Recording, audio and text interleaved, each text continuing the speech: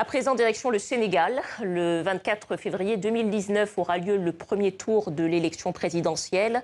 Le président Macky Sall briguera un deuxième mandat. À 4 mois de l'élection, où va le pays? Quel est le bilan de la majorité présidentielle? Nous sommes avec Seydou Gueye, porte-parole du gouvernement. Bonsoir. Bonsoir. Bienvenue au Journal Afrique. Merci. Alors, ce premier tour de la présidentielle va avoir lieu en l'absence de Khalifa Sall, de Karim Wade, qui étaient des candidats sérieux. Est-ce que vous avez bon espoir d'une élection au premier tour pour Macky Sall?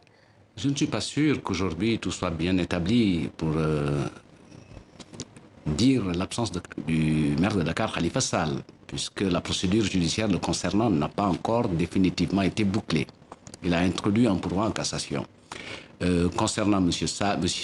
Wade, il y a une vérité judiciaire le concernant. Il a été condamné définitivement à une peine de prison et il a bénéficié d'une grâce présidentielle. Voilà. C'est vrai que quand il y a eu ces affaires judiciaires, comme partout ailleurs, chaque fois que des hommes politiques sont pris dans les filets judiciaires, ils crient au complot, mais en vérité, ils ont été condamnés sur la base de faits. Pour ce qui concerne M. Sall, il s'est agi d'un système de fausse facturation à la ville de Dakar, lui-même ayant signé de sa propre main 113 fausses factures. Sur les chances du président Macky Sall d'être élu dès le premier tour, vous êtes plutôt optimiste? Très optimiste, puisque c'est un objectif qui est largement notre portée au regard du bilan du président Macky Sall. Un bilan qui est aujourd'hui visible à tous les niveaux, incontestable par les Sénégalais, un bilan dont la dernière manifestation est l'élection du Sénégal lors de la consultation au niveau du CIO pour que le Sénégal puisse organiser pour la première fois en terre africaine les Jeux olympiques de la jeunesse. Alors on reparlera du bilan de Macky Sall. Peut-être un autre point qui est contesté sur la loi électorale, c'est les parrainages qui sont maintenant étendus à tous les prétendants. Est-ce que ce n'est pas une façon aussi finalement d'aider le dispositif électoral pour favoriser une réélection rapide, comme certains pourraient le penser? Non, ça c'est un fantasme. La vérité, c'est que c'est une modalité qui a été applaudie parce que permettant de réguler notre démocratie. Nous sommes dans un système où nous avons pratiquement 300 partis politiques. Et aujourd'hui, il fallait un filtre de ce type pour soumettre l'ensemble des candidats qui veulent être président de la République à rencontrer les Sénégalais et que ceci en dernier ressort. Alors, quand dans une démocratie, le pouvoir est restitué aux citoyens de cette façon, puisque cette modalité leur permet de choisir ceux qui sont à leurs yeux éligibles à la candidature, mais il est important quand même de consigner que c'est un véritable progrès de la démocratie sénégalaise. Alors oui, vous parlez de progrès de la démocratie sénégalaise. Peut-être on peut aborder la question des fichiers, du fichier électoral, puisque les observateurs de l'Union européenne sont venus, ils ont validé le fichier sénégalais.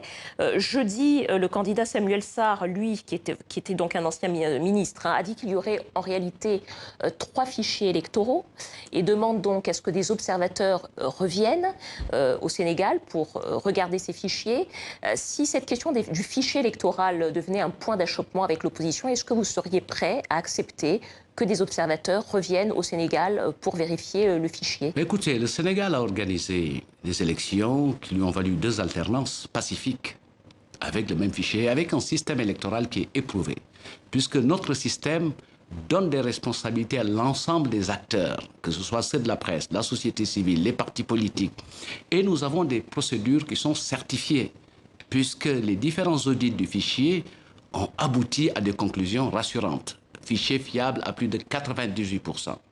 Maintenant, il y a la tradition de la petite polémique politicienne avec ses excès et ses outrances.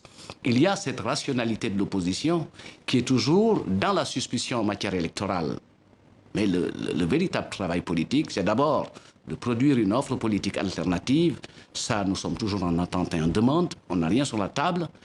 Il y a un travail de terrain qu'il faut faire pour se donner les moyens de rencontrer les Sénégalais et de leur soumettre une offre. Mais il me semble qu'aujourd'hui, du fait de l'incapacité de l'opposition sénégalaise à dépasser le plan Sénégal émergent, le pouvoir est accusé de tous les maux. Je repose ma question en quelques mots. Si cette question du fichier électoral devenait un point d'achoppement au Sénégal, comme ça peut être le cas dans d'autres pays, est-ce que vous seriez prêt à faire un pas en direction de l'opposition et accepter que des observateurs internationaux reviennent vérifier le fichier? Tout ce qui fait avancer notre démocratie, la consolide, est bon à prendre. Et aujourd'hui, notre engagement, celui du président Macky Sall, est de consolider la démocratie sénégalaise. Donc il n'y a pas de doute là-dessus.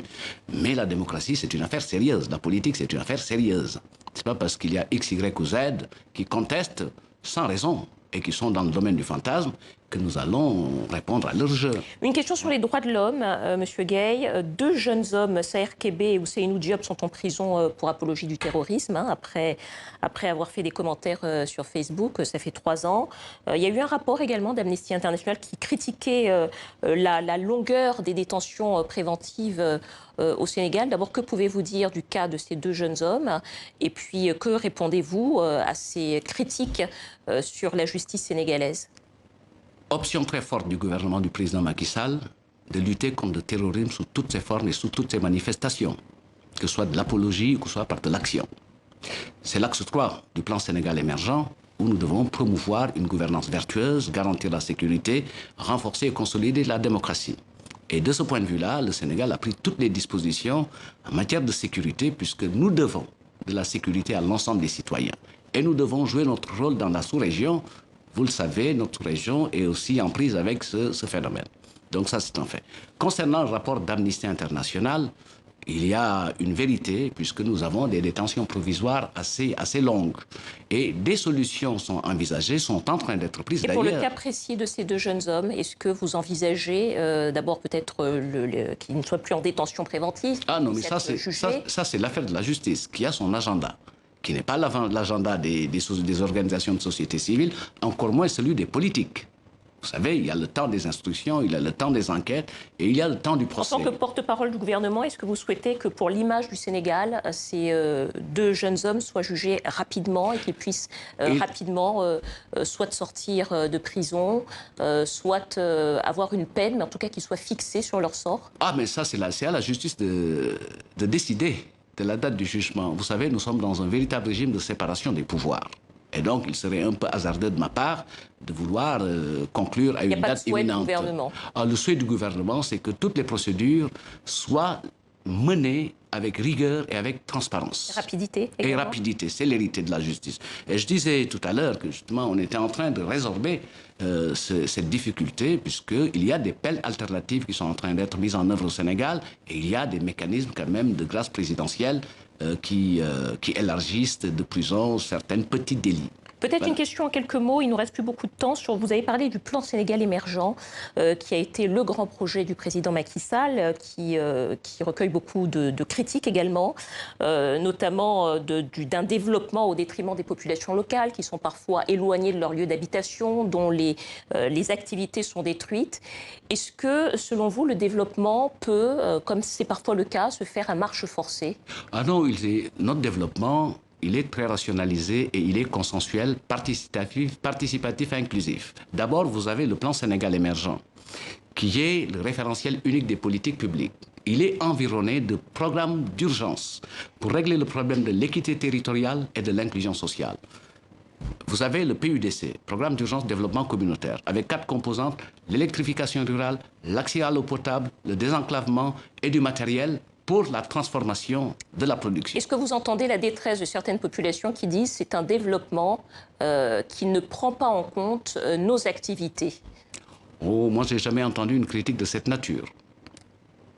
Le développement prend en compte cette activité puisque le plan Sénégal émergent, c'est d'abord 3 orientations, la transformation structurelle de notre économie, la promotion d'une croissance stable sur une longue durée à 7%, et ensuite l'axe de la gouvernance, de la sécurité et de la démocratie.